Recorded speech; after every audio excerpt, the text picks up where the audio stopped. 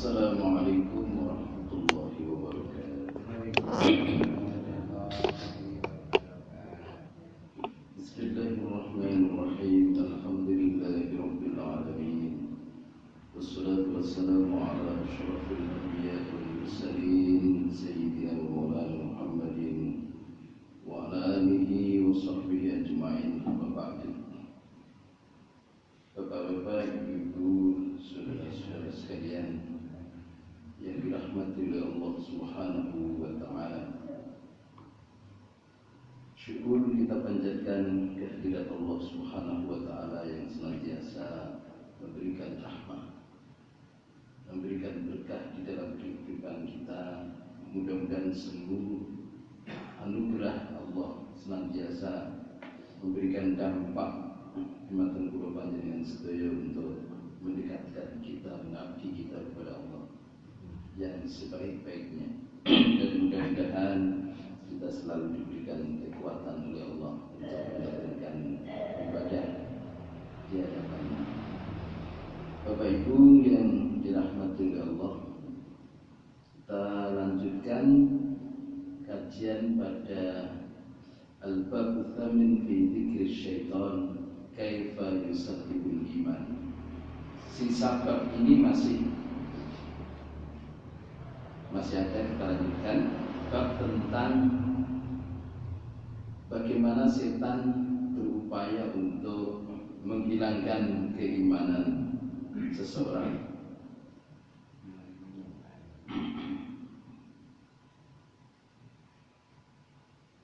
Alal aksi fayakhruju minad dunya kana kafiran.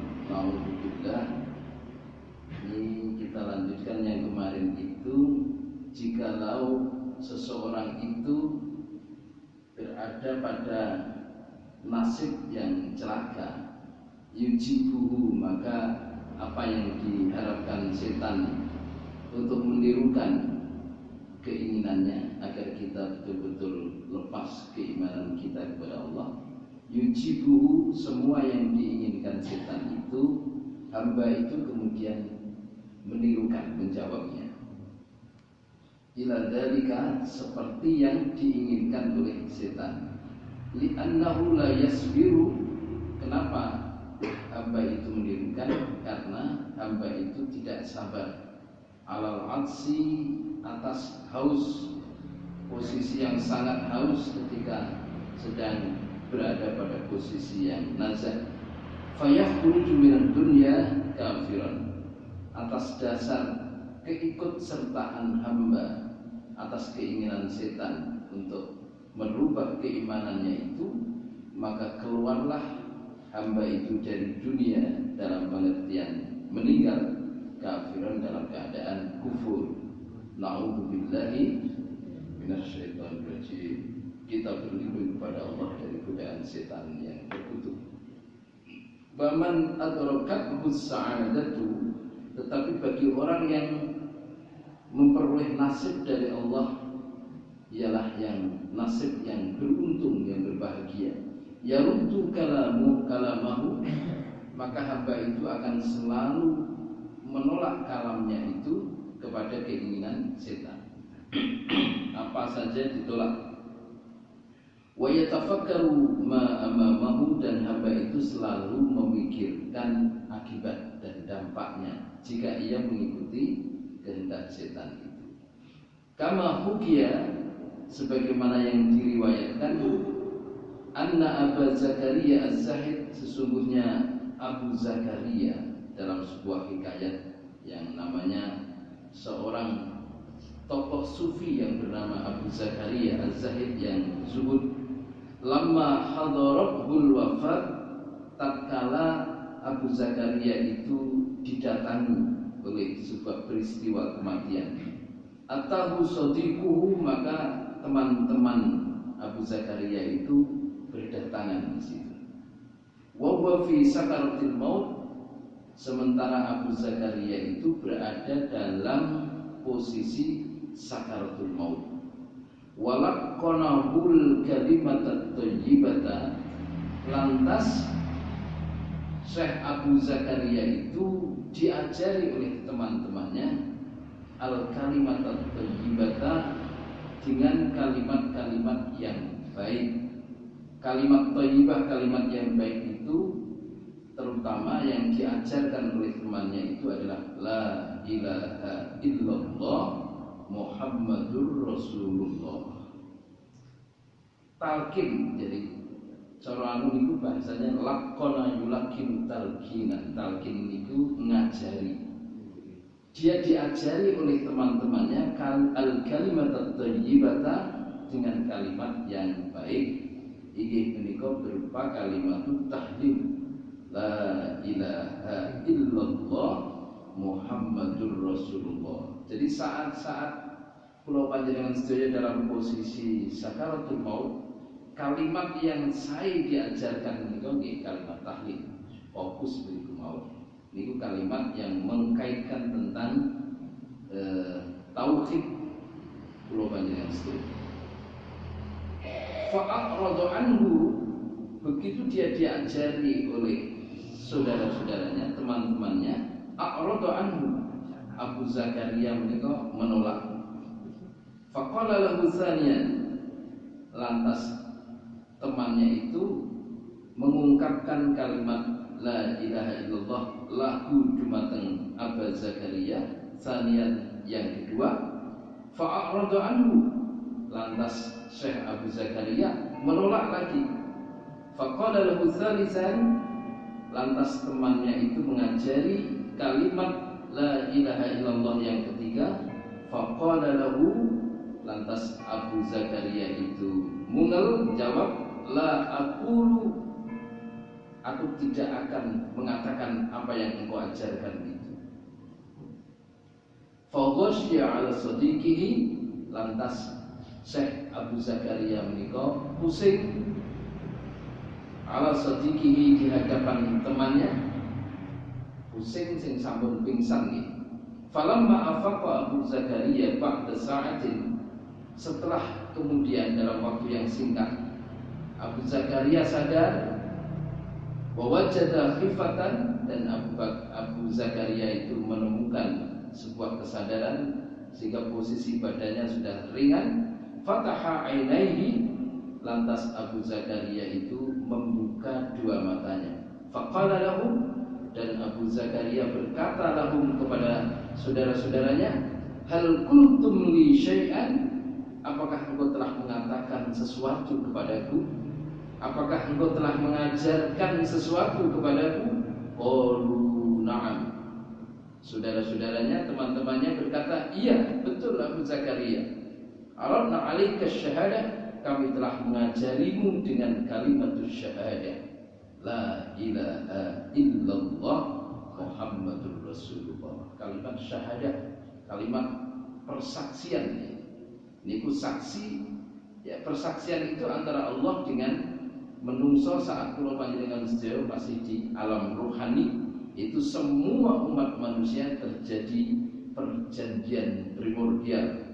Perjanjian primordial itu khusus antara Allah Subhanahu wa taala dumateng hambanipun.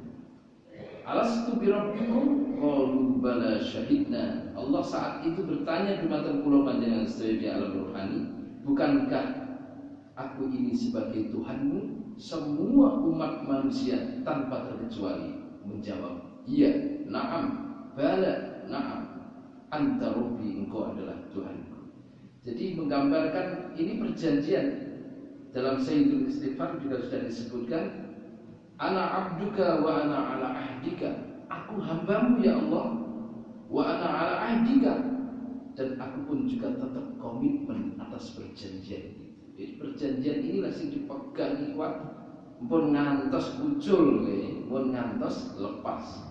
Sehingga agar ini tidak lepas, maka didrilkan, dilatihkan, diajarkan. Lakona yulakin talqin, ditalqinkan. Saat kula panjenengan sedaya menjelang niku seto. Tapi sebelum seto, kula panjenengan sedaya latihan ngedril kiambak. Setiap fi akhiri sholatil fardhi, kula panjenengan sedaya ketika salat mafrud yang difardukan itu selalu membaca kalimat la ilaha illallah, la ilaha illallah itu supaya didrilkan, dirutinkan. Nek menungso ini pun sudah terbiasa, mungkin menghadapi situasi kondisi yang berat sekalipun dia tidak ada kalimat lain yang keluar kecuali kalimat thayyibah. Ini kok la ilaha illallah. Jadi kemudian iya betul, wahai Zakaria, Abu Zakaria, aku telah mengajarimu dengan kalimat asyhadah salasan sampai 3 kali. Fa'arabta marratain, tetapi engkau menolaknya 2 kali. Wa qultu fi tsalasa, tapi aku tetap mengajarimu yang ketiga. La aqulu, dan engkau mengatakan aku tidak akan mengatakan itu. Apa itu yang terjadi ternyata? Faqala Abu Zakaria memberikan konfirmasi, penjelasan kepada temannya bahwa saat itu kenapa aku merasa dan engkau anggap menolak. Saat itu di tengah-tengah situasi itu atani iblis telah datang kepadaku, ialah makhluk yang namanya iblis. Wa ma'ahu qadhun min ma'in, dan dia membawakan satu wadah air. Wa waqafa an yamini, dan dia berhenti di sampingku. Wa harraka al-qadha, lantas iblis itu menggerak-gerakkan wadah air itu. Faqala li, dan lalu iblis itu berkata kepadaku, atahtaju ilal ma, apakah engkau membutuhkan air ini?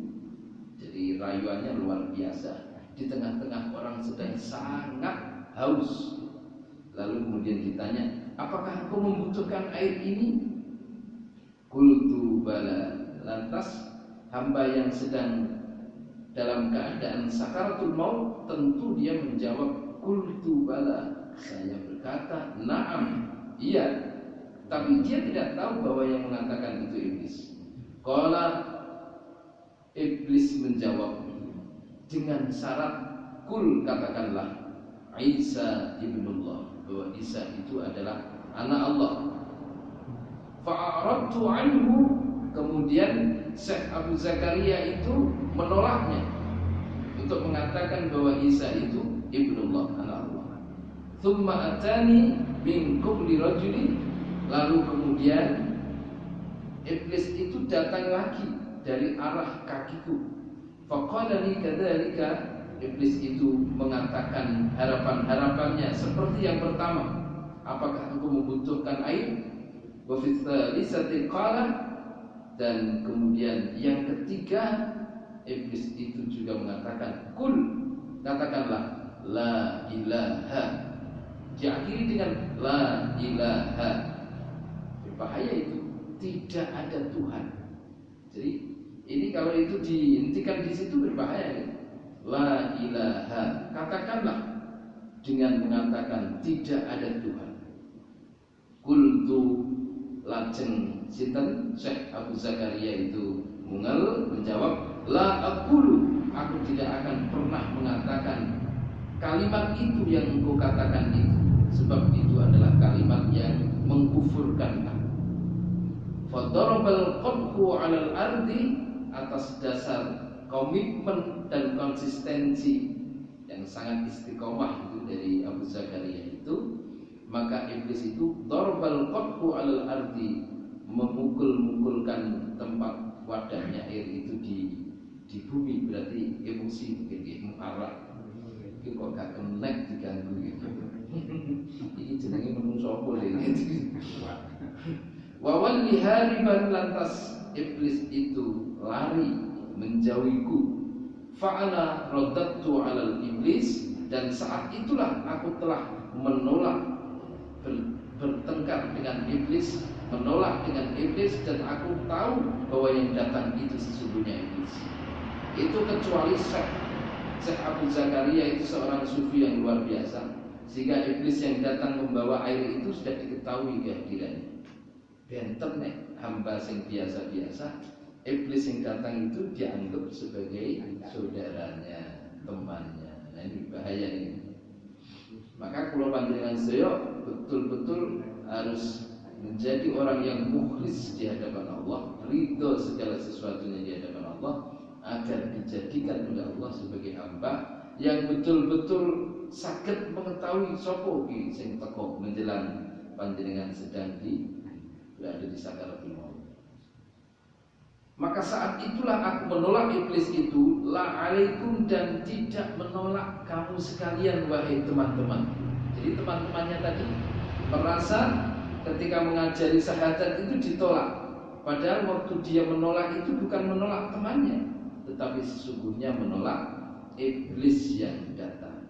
Fa asyhadu an la ilaha illallah, dan aku tetap saja bersyahadat tiada Tuhan kecuali Allah, wa asyhadu anna Muhammadan abduhu wa rasuluh, dan aku bersaksi bahwa sesungguhnya Nabi Muhammad sallallahu alaihi wasallam adalah hamba Allah dan utusan Allah.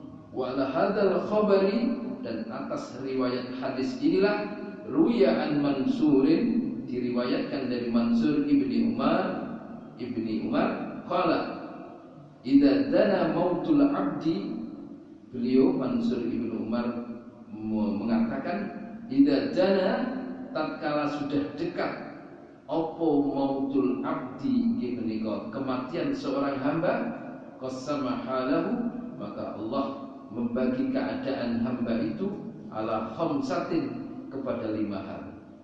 Ingkang pertama al-malu lil warasat. 5 hal itu mesti terjadi saat seorang hamba itu sudah dekat kematiannya. Dia teringat oleh 5 hal. Yang pertama al-malu lil warasat, iki menika harta yang akan dibagikan kepada ahli warisnya. Ya, wakil hartanya bingung bingung piye. Jadi menjelang kematian PR-nya kathah nih. Nek mboten gadah nomor-nomor nyuwate. Nek hartanya banyak, amalnya banyak, niku wis alhamdulillah, tapi nggih saya pikir. Niki kok nek anake nakal-nakal mboten terdidik bahaya niki. Waruhu li mulkil maut. Yang kedua ruh untuk malaikat kematian. Berarti ruh itu nanti akan dibawa oleh malaikat kematian. Harta ini nanti mesti akan dibagi-bagi oleh ahli waris. Nek ahli warisnya pinter, ahli warisnya arif bijaksana, pun alhamdulillah nek putra-putrane saya wis tak pasrahnya anakku wis pinter-pinter. Nah yang kedua, ruh itu menjadi incarannya malaikat maut. Nek malaikat maut sabar, alhamdulillah. Dan nek malaikat maut kok perang terus mesti. Kan mikir kedua kali ini. Niku sing kedua. Yang ketiga walahmu lidud. Ini daging yang nanti pasti akan menjadi makanannya cacing tanah. Adud niku cacing tanah. Niku pasti. Daging sing saderengipun sedo niku digemari banyak orang. Iki kan lho panjenengan sedaya niku nek sing muda, tampan macam-macam sing diandalkan nggih Allah niku daging. Tapi nek pun menjelang kematian, bahkan saat kematian masih sahih pun nanti akan menjadi sasarannya cacing tanah. Roma Irama kan sambil nyanyi. Roma Irama nggih sambil nyanyi cacing tanah. Wal azmi liturab, dan tulang yang keempat ini bagiannya debu, bagiannya tanah. Wal hasanat lil khusama, dan kebaikan itu nanti bagiannya orang-orang atau ahli-ahli yang memusuhi serta setan-setan yang memusuhi menungso menika lisal bil iman, agar menungso itu kehilangan imannya.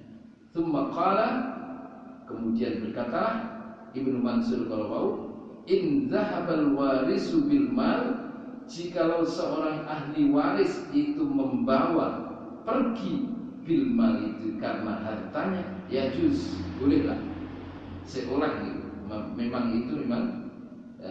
apa itu istilah bagiannya ahli waris.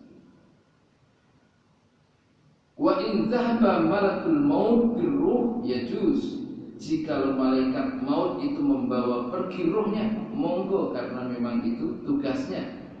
Wa in dhahaba ad-dudu bil lahmi, dan jikalau cacing tanah itu membawa pergi dagingnya, boleh.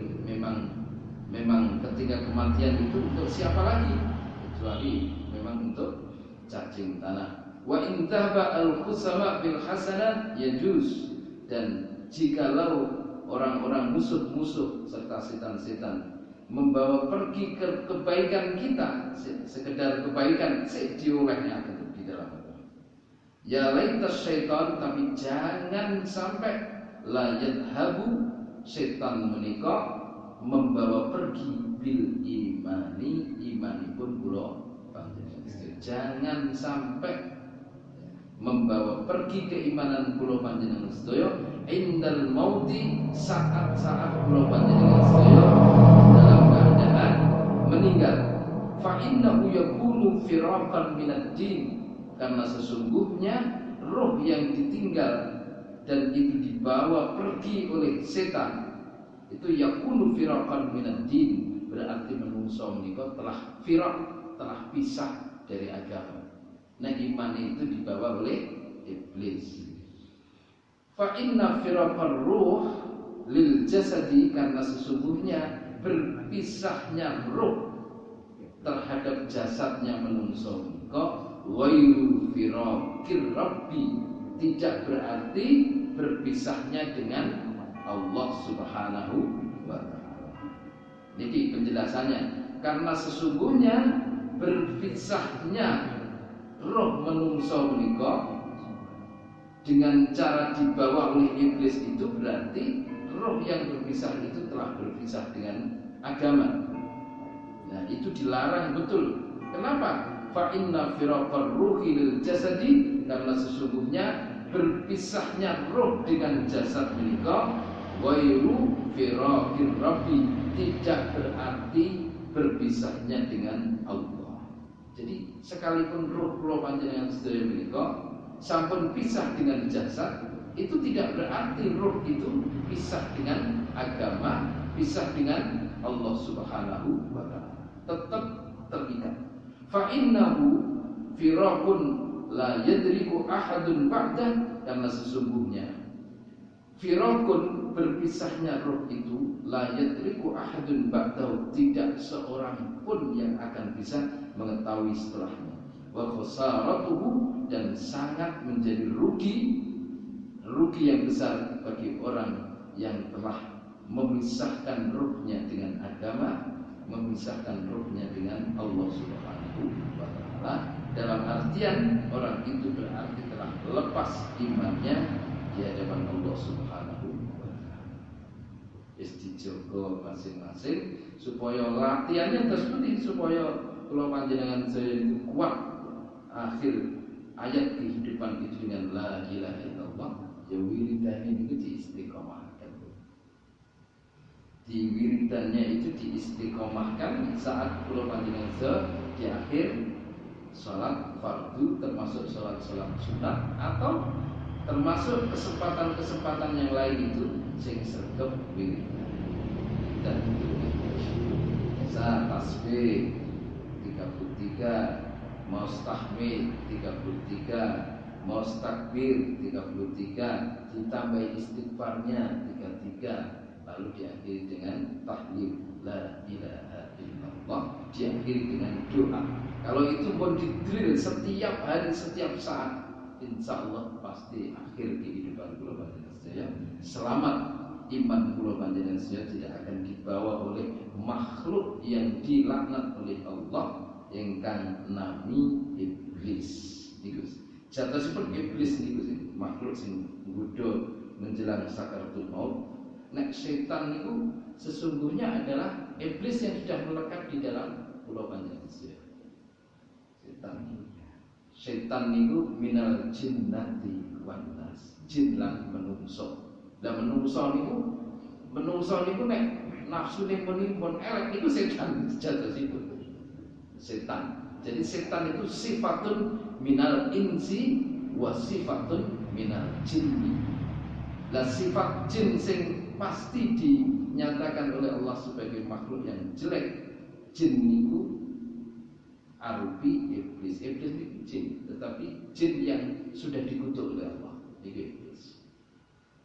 Nah, setan niku setan saking bangsa jin dan setan saking bangsa menungso. Berarti menungso niku nggih setan. Wah, berat sekali ini bahaya. Tentu tinggal ini nafsu yang selalu muncul-muncul berbuat kejelekan. Musuh yang terberat itu setan, nafsu. Karena itu tidak ada musuh yang melebihi nafsu. Itulah setan. Al-babu tasik fi dzikrin nida. Bab yang ke-9 tentang masalah nida, panggilan dia. Wa fil khabari, di dalam sebuah riwayat hadis, idza faraqa ruhu al-badana, tatkala ruh menika berpisah dengan badan, nudiya minas sama, maka ada panggilan yang datang dari langit.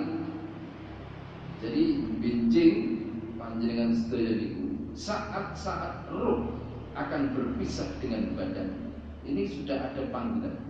Idza faraqa, tatkala ruh menika sudah berpisah dengan badan, nudiya minas sama bisalasi sayhan, ada panggilan dari langit dengan tiga pembicara. Yang pertama, ya ibna Adam, wahai anak Adam, atarabta dunya amid dunya tarokatka, apakah engkau telah meninggalkan dunia? Itu panggilannya. Atau dunia yang meninggalkan. Itu yang benar sendiri. Meninggal dunia ini artinya apakah engkau telah meninggalkan dunia ataukah dunia yang telah meninggalkan? Pertanyaan yang kedua, ajama'ta dunya amid dunya jama'atka, apakah ajama'ta dunya, apakah engkau telah mengumpulkan dunia atau dunia yang mengumpulkan kamu? Yang ketiga, aqtalta dunya amid dunya qatalatka, apakah engkau telah membunuh dunia ataukah dunia yang telah membunuh? Saya benar sih gitu. Ini suara langit. Kenapa suara langit itu muncul di situ dan diajarkan oleh Allah di dalam sebuah ajaran agama agar kula panjenengan sedaya menjawab sing sejatosipun niku sing ninggalaken dunia ini kula panjenengan sedaya, apakah dunia yang sudah bosan? Apakah dunia yang sudah bosan panjenengan injak-injak itu setiap hari, lalu dunia itu meninggalkan kula panjenengan sedaya? Nah, niki supaya kula panjenengan sedaya menghayati, ya dunia, engkau telah banyak membantuku, engkau telah menjadi fasilitasku, engkau telah menjadi sebab yang bisa menggembirakan aku, yang bisa menyenangkan aku, yang bisa membahagiakan aku. Aku bertemu kepadamu, suatu saat aku berpisah kepadamu. Pasti ada pertemuan, pasti ada perpisahan, itu mesti. Jadi kalau panjenengan pasti akan berpisah dengan dunia, karena ada pertemuan. Semua yang bertemu pasti diakhiri dengan berpisah. Panjenengan bertemu dengan suami, bertemu dengan istri, pasti diakhiri dengan berpisah. Tapi berpisahnya bukan karena masalah dunia, ya, tetapi berpisahnya karena memang kula panjenengan sedaya telah dipisahkan oleh Allah dari dunia dan akhirat kita. Nah, niku jadi pasti terjadi. Agar kula panjenengan sedaya meraba, oh ternyata dunia itu betul-betul menjadi fasilitas sementara, bukan menjadi fasilitas yang sepanjang kehidupan kita. Hidup itu panjang dan tidak berakhir di dunia, di alam barzakh, di alam akhirat. Ini hidup terus. Roh kula panjenengan sedaya hidup. Jasad kita, badan kita bagian dari dunia. Dia hanya nempel, ruh saat kula panjenengan sedaya hidup di dunia. Ketika kula panjenengan sedaya akan memasuki alam barzakh, dunia tidak bisa itu. Dia harus lepas dari roh. Dan karena dia dunia, maka dia fana, tidak selamanya. Dia akan hancur, dia akan rusak. Kalau sudah ditinggal roh, dia menjadi makanannya cacing tanah. Kalau sudah ditinggal oleh roh, maka dunia, tulang-tulang kula panjenengan juga akan menjadi makanannya debu, tanah kula panjenengan. Jadi pertanyaan yang luar biasa. Wa idza wudi'a 'alal muqtasil, dan tatkala si mayit menika sampun dipun letakaken 'alal muqtasil untuk dimandikan, disiapkan untuk di tempat mandi itu, nudiya bisalati sayhan, maka dipanggillah si mayit itu dari langit dengan tiga pembicaraan. Ya ibna Adam, wahai anak Adam, aina badanuka al-qawi ma'at'afuka, mana badanmu dulu yang kuat, yang sehat, yang engkau puji-puji. Ma'at'afuka, kini badanmu telah tidak punya kekuatan apa-apa dan lemah. Nah, niku ditanya oleh sekedar ini saja mengingatkan. Apa maksudipun? Umpama maksudipun kecewa, maksudipun supaya sadar, sudah kematian, wis gak iso lagi, tidak bisa lagi. Tetapi si mayat itu mendengar kata-kata. Nah, ini artinya siap-siap untuk mendapatkan hukuman dari Allah, siap-siap untuk mendapatkan kebahagiaan dari Allah Subhanahu. Nek amal kula panjenengan selesai, maka kebahagiaanlah yang akan menimpa di mata kula panjenengan. Niki supaya kula panjenengan berpikir bahwa badan yang sehat itu sejatosipun menjadi media yang mengantarkan kula panjenengan untuk mengabdi secara totalitas di hadapan Allah Subhanahu wa taala. Niku badan jaga sehat sebelum ini kumpulan Romai Rama kan wonten iki. Romai Rama niki bawa lagu ini semuanya dakwah. Hebat di Romai. Kata-katanya juga indah sekali. Jaga sehat sebelum datangnya sakit. Jadi rasakan kebahagiaan sehat itu. Saat panjenengan sehat, memang betul-betul sehat. Mpun ngantos sehat niku mboten krasa nikmate. Tapi kerosone saat panjenengan sedaya sakit. Pun ngoten. Begitu kula panjenengan sedaya sakit baru terasa, ya Allah, nikmatnya sehat itu luar biasa. Dan itu dirasakan kesadaran itu saat kula panjenengan sedaya pada posisi sakit. Iku eman. Rasakan nikmatnya sehat itu saat kula panjenengan sedaya betul-betul sehat. Supados napa? Supados kula panjenengan sedaya betul-betul bersyukur. Syukur itu betul-betul syukur terjadi saat kenikmatan sehat itu terjadi. Nek panjenengan krasa nikmatnya sehat pada posisi sudah sakit, niku bukan bersyukur, tapi penyesalan. Waduh, dia itu sehatnya saya tidak pernah merasakan sehat itu betul-betul untuk bersyukur kepada Allah, melakukan kegiatan-kegiatan yang maslahah, manfaat untuk kehidupan. Tapi saat saya sehat dulu, saya tidak pergunakan sehat itu kepada yang hal-hal yang baik. Niki penyesalan. Karena itu syukurilah sehat kula panjenengan sedaya saat kula panjenengan sedaya dalam keadaan sehat. Nikmatilah sehat kula panjenengan sedaya pada saat kula panjenengan sedaya betul-betul dalam keadaan sehat, sehingga bisa menikmati sekaligus di balik kenikmatan itu kula panjenengan sedaya saged mengungkapkan ekspresi bersyukur kita kepada Allah Subhanahu wa taala. Penting ini. Lalu pertanyaannya kedua, wa aina lisanuka al-fasih ma askutuka? Dan mana lisanmu dulu yang fasih? Tapi kini engkau hanya diam saja. Dia mesti diam, mati. Betul berkata apa-apa. Engkau dulunya vokal, engkau dulunya ya retorikanya luar biasa kemana-mana. Tapi sekarang diam saja. Lapor sektor mau menang mau nggak? Masuk sektor lalu diskusi nomor banyak kan. Jadi niki intinya apa? Saat lisan kula panjenengan dalam diparingi betul-betul fasih, bersyukurlah. Syukur sing kathah. Ya Allah, Engkau telah memberikan lisan kula panjenengan sedaya dalam keadaan fasih, tidak pelu, tidak getal, macam-macam gitu.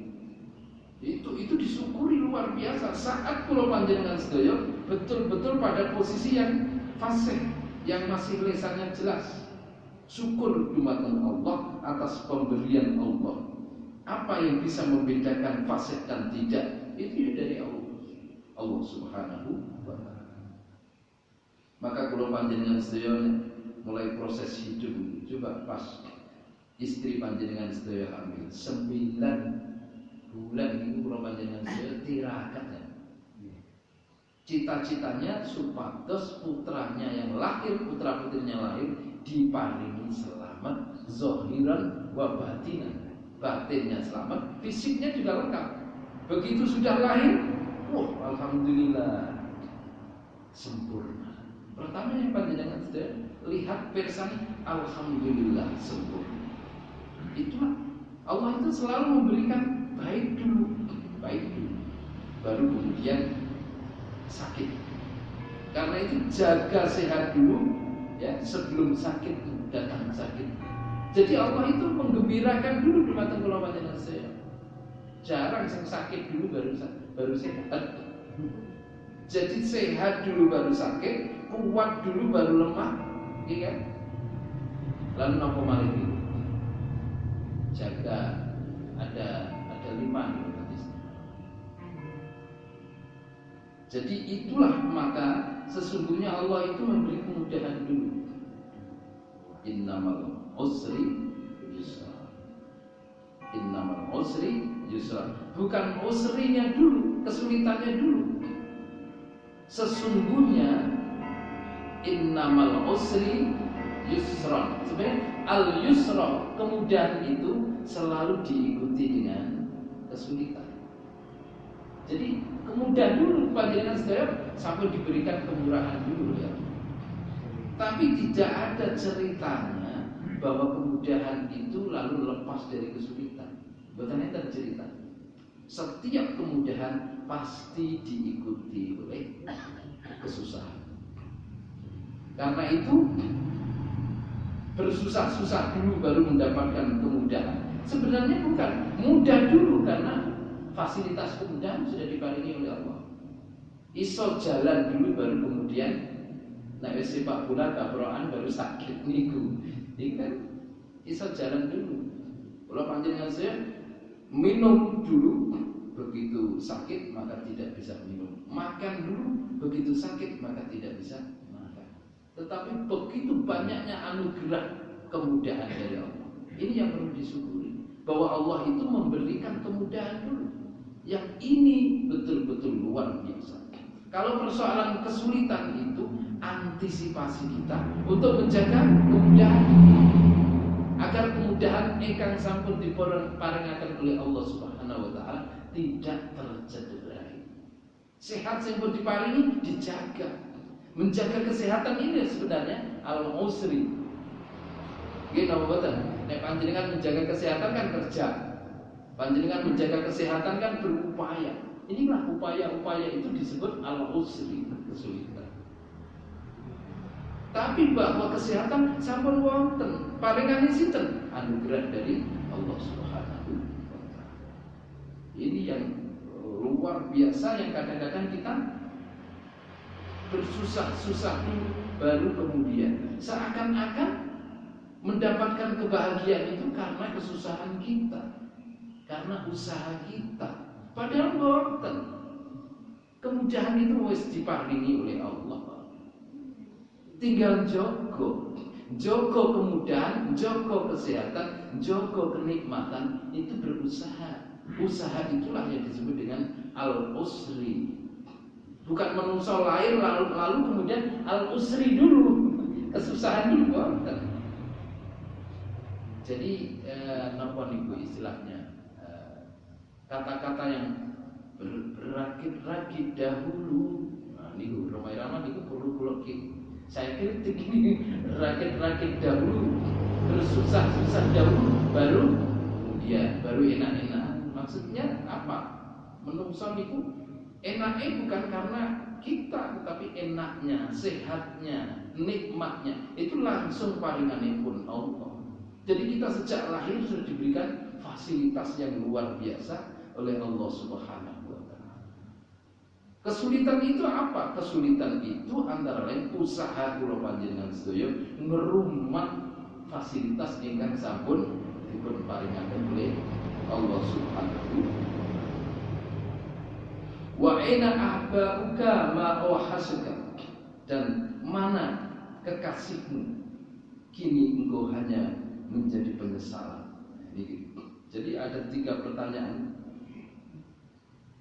Ada kekasih istri, ada kekasih anak, ada kekasih dunia. Tapi saya ini kok mau menang apa menyesal sampai itu kira-kira Allah tanya itu. Dulunya engkau hidup di dunia luar biasa, tapi saya ini kok mau menang, kok menyesal, merasa menyesal. Apa yang engkau sesali? Karena itu saat kula panjenengan sedaya diparingi kasih sayang untuk mencintai dunia itu, sadarlah saat itu, saat kula panjenengan sedaya sedang mencintai dunia, sedang mencintai istri, sedang mencintai anak-anak kula panjenengan sedaya, cintanya jangan sampai mengalahkan cinta kula panjenengan sedaya terhadap Allah Subhanahu. Karena itu dalam Al-Qur'an sering dikatakan anak dan istrimu menjadi musuh, padahal kasih sayang kita. Karena saking cintanya, anak dan istri itu bisa membelokkan arah kita kepada yang sebenarnya. Misalkan jalan-jalan di mall, lali istri itu, saking wis mutung-mutung sampai istri luar biasa. Nek dijak olahraga kadang-kadang kalah gitu. Tapi nek di mall kula panjenengan sedaya sing kalah. Mulai isu sampai imsak kuat niku. Dan niku nek boten dikendalikan, ayo jam ini salat dulu, jam ini salat dulu, bisa kelewat sedaya. Nek berlali niku sesungguhnya cinta kita kepada istri dan anak-anak berlebihan, melupakan cinta kita kepada Allah. Boleh jalan-jalan ke mall, cinta sing larang. Cintailah, perhatikan anak dan istri, itu bagian yang menyenangkan. Tapi kesenangan, ikutilah kesenangan ini dengan apa itu? Ingat dan cinta kita kepada Allah Subhanahu wa Ta'ala. Ini dikritik. Mana kasih sayangmu yang dulu mengembara, engkau limpahkan kepada siapapun, tapi saat ini kok susah banget awak. Kira-kira mikir apa gitu. Ya mesti meneng wong jenenge mayit. Wa idza wudi'a fil kafan, ketika mayit itu niku huruf jam itu. Huruf 5 12. Wa idza wudi'a fil kafan, ketika mayit menika dipun letakaken wonten ing kafan, man badhe dikafani dibungkus menika, nudia bisalasin sayhatin, ada panggilan dari atas, dari langit dengan 3 kalimat, ya ibna Adam tadhabu ila safarin ba'idin bi ghairi zadin, wahai si mayit, engkau akan pergi nan jauh sana, ila safarin ba'idin, kepada perjalanan yang cukup panjang, bi ghairi zadin, tetapi tanpa ada perbekalan apa-apa. Ya Allah, ini sing kudu panjenengan sedaya siapaken mulai saiki. Soalnya nek boten disiapaken, krungu ejeng panggilan saking langit saat kula panjenengan sedaya dikafani, panggilannya ya ibna Adam tadhabu ila safarin ba'idin bi ghairi zadi. Kan melas banget ya. Engkau akan pergi perjalanan yang cukup jauh lan sana bi ghairi zadi, tapi engkau tidak punya perbekalan apa-apa. Ya mesti menjerit di mayit deh. Jerit. Arep balik di boten saged. Balik napa niku? Menguatkan ibadahnya enggak bisa sudah meninggal. Saat meninggal berdoa kepada Allah agar diampuni boten saged. Sampun batas itu. Batas memohon ampunan itu saat kula panjenengan sedaya wonten dunia. Tapi saged dimintakan ampunan manakala kula panjenengan sedaya gadah putra.